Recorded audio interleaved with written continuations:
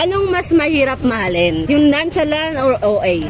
Nonchalant sa akin. Nonchalant, syempre. Nonchalant. At alam mo, tanong ko, bakit nonchalant? Nonchalant kasi syempre parang ang hirap mong basahin kung ano yung gusto niya. Syempre mag-aaway kahit wala siyang pake. Parang sa akin, masasaktan ako. Ba't wala kang pake? Oo, tama.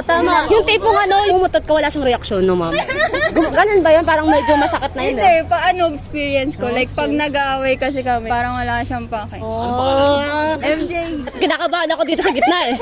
Eto ma'am, bakit nonchalant? Ang hirap niyang intindihin. Parang nahihirapan siya magsabi ng feelings niya. Saan mo siya madalas nakikitang nonchalant? Sa bahay, sa loob? Saan po loob? Sa bahay? Saan ka mas galit? Yung nasa labas sila o nasa loob siya? Sa labas. Ay, bakit? Sa labas, kapag sa labas siya, ang hirap niyang para i-communicate. Ay, Diyos ko lang to. Alam niyo na sa labas, huwag ka lalabas. Eto Hindi ko ma'am. pinapalabas yan. Tama. Sa loob lang. Ay!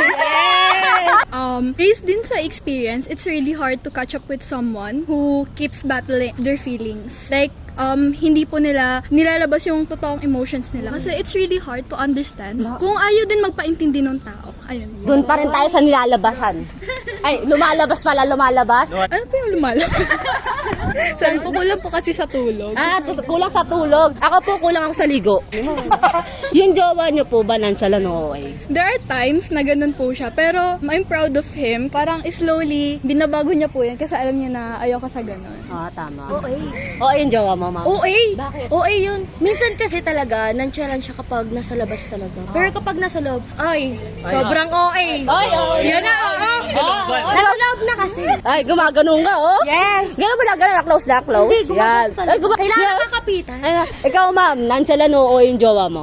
Nonchalant din. Nga po yung kapag may problema kami, mas gusto niya daw manahimik. Kasi kapag di siya nanahimik, mag-aaway daw kami. Yun talaga eh, kahit manahimik o magsalita, parang may mali pa rin na tama.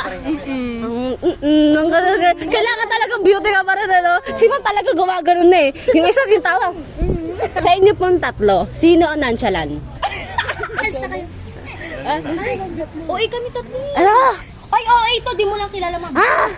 Ano po, hidden talent po yan na kailangan hidden talent. May meron po, baka gusto niyo makita. Ano po yan? Sa inyo ko lang po makita yun. Ay, go. Oh. Para makita nila yung reaction. Comment down below kung ano yun. Nagayat? Ayan, sino po yung pinaka-OA? Turo nyo, 1, 2, 3.